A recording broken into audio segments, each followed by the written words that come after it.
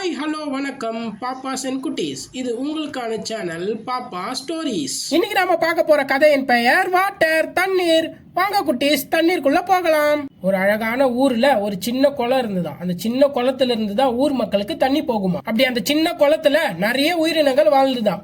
நண்டு, மீன், இறால் மாதிரியான உயிரினங்கள் எல்லாம் பரவி வாழ்ந்துட்டு இருந்துதான். அந்த குளத்துக்கு பக்கத்துல ஒரு சின்ன மரம் இருந்தது. அந்த சின்ன மரத்துல ஒரு பறவை வந்து உட்காருமா. பறவை உட்காந்து அந்த குளத்துல கிடைக்கிற சின்ன சின்ன மீனை வேட்டையாடி சாப்பிடுமா. அப்படி ஒரு நாள் ஒரு நண்டை பிடிச்சி தன்னுடைய கூட்டுக்குள்ள வச்சு சாப்பிட போச்சா அந்த பறவை. என்னை விட்டுடுன்னு சொல்லிச்சா அந்த நண்டு. அந்த பறவையோ முடியாது, எனக்கு இப்போ பசிக்குது, நான் உன்னை சாப்பிட போறேன் அப்படின்னு சொல்லிச்சா அந்த பறவை. இரு இப்போ பசிக்காக என்ன நீ சாப்பிட்டுட்டனா அடுத்த நாள் பசிக்காக நீ கஷ்டப்பட்டு வேட்டையாட வேண்டியது இருக்கும் அப்படின்னு சொல்லிச்சா அந்த நண்டு. ஆமா, அதுக்கு என்ன பண்றதுன்னு கேட்டுச்சா அந்த பறவை. இப்ப என்ன விட்டுடு, நாளையில இருந்து உனக்கு நானே ஒரு மீனையோ ஒரு ஏராளையும் பிடிச்சு தரேன்னு சொல்லிச்சா நண்டு. அதுக்கு அந்த பறவையா சரி ஓகே இது டீல் அப்படின்னு சொல்லிச்சா அந்த பறவை. இந்த டீலுக்கு ஒத்துக்கிச்சா அந்த பறவை. அடுத்த நாளே குளத்துல ஒரு ஓரமா ஒரு மீன் நீந்திக்கிட்டு இருந்ததா. அந்த மீனை பிடிச்சு கரையோரத்துல தூக்கி போட்டுச்சா அந்த நண்டு.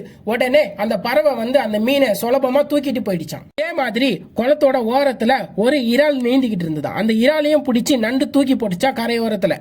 அந்த பறவைய உடனே வந்து அந்த இறாலை தூக்கிட்டு போச்சான். இத தூரத்துல ஒரு இறால் பார்த்துச்சான். உடனே தன்னுடைய இன்னொரு இறால் நண்பன் கிட்ட போய் சொல்லிச்சான் அந்த இறால். கொஞ்ச நேரத்திலே தன்னுடைய மீன் நண்பன் காணோம் சொல்லி மீன்கள் எல்லாம் தேடி வந்ததான். அந்த குளத்தின் அடியில ஒரு மீனோட எலும்பு துண்டு இருக்கிறத பார்த்த மீன்கள் உடனே அதிர்ச்சி அடைஞ்சுதான். கொஞ்ச நேரத்திலே 2 இறால்கள் போகி அந்த நண்டு கிட்ட அன்னைக்கு நீ தான் என் நண்பனை தூக்கி கரையோரத்துல இருக்க அந்த பறவைக்கு தீனியா போட்டேன்னு சொல்லி கேட்டுச்சான். அதுக்கு அந்த நண்டோ நோ நான் எதுவும் போடல அப்படின்னு சொல்லிச்சான் அந்த நண்டு. இதை கேட்ட இன்னொரு இறாலும் இல்ல யூ நீ தான் போட்ட, இதை நான் பார்த்தேன் அப்படின்னு சொல்லிச்சான் அந்த இறால். இப்படியே கேட்டா நீ பதில் சொல்ல மாட்ட, இவனை அடிச்சுதான் கேட்கணும்னு சொல்லி அந்த 2 இறால்களும் அந்த நண்டை போட்டு அடிக்க ஆரம்பிச்சுதான். இதை தூரத்துல இருந்து பார்த்த ஒரு நண்டு தன்னுடைய நண்பன் நண்டு கிட்ட போய் சொல்லிச்சான். இதை பார்த்த ஒரு மீன் நிறுத்துங்க, ஏன் இப்படி சண்டை போறீங்கன்னு கேட்டுச்சான்.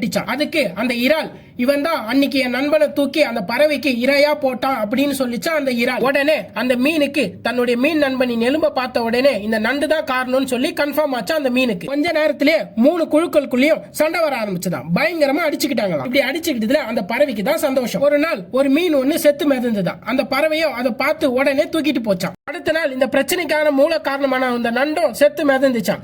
உடனே அந்த பறவையும் வந்து தூக்கிட்டு போச்சா அந்த நண்டை. அந்த சண்டை கொஞ்சம் கொஞ்சமா பெருசாச்சான். அந்த தண்ணியோ சிகப்பு கலர்ல மாற ஆரம்பிச்சுதான் அந்த தண்ணி. இதை பார்த்த இன்னொரு மீன் போதும் நிறுத்துங்க, இது பிரச்சனைக்கு மூல காரணமான நண்டோ இறந்து போச்சு, ஆனா இன்னும் நம்ம சண்டை போட்டுக்கிட்டு இருக்கோம். இப்படியே போச்சுன்னா இந்த மொத்த தண்ணியுமே சிகப்பு கலர்ல மாறிடும். பக்கத்துல இருக்க மனுஷங்க பயலுக இறங்கி நம்மளை சாப்பிட்டே தீத்துருவாங்க, நிப்பாட்டுங்க இந்த சண்டையை அப்படின்னு சொல்லிச்சா அந்த மீன். இதை கேட்ட மற்ற உயிரினங்களும் கரெக்டா தான் சொல்லுது அந்த மீன். இப்படியே போச்சுன்னா இந்த தண்ணி கெட்டு போயிடும், நம்மளாலே வாழ முடியாதுன்னு யோசிச்சா அந்த உயிரினங்கள். அந்த சண்டைய கைவிட்ட கொஞ்ச நாள்லயே அந்த தண்ணியும் நல்ல கலர்ல மாறிச்சான். அந்த மீனும் அந்த நண்டும் அந்த ஈராலும் நல்ல க்ளோஸ் ஃப்ரெண்டா ஆனாங்களாம்.